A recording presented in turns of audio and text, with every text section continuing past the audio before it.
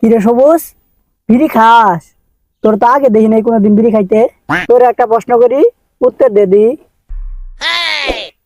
আচ্ছা কি প্রশ্ন করবি কদি? আচ্ছা, মানুষে বিড়ি খাই কে লাগে কদি? আরে পাগলা, এটা তুই জানোস না? প্রেম করে ছেঁকা খাইলে বিড়ি খা। ও, প্রেম করে সাকা খাইলে বিড়ি খা? ও, তাহলে তো আব্বাও বিড়ি খা।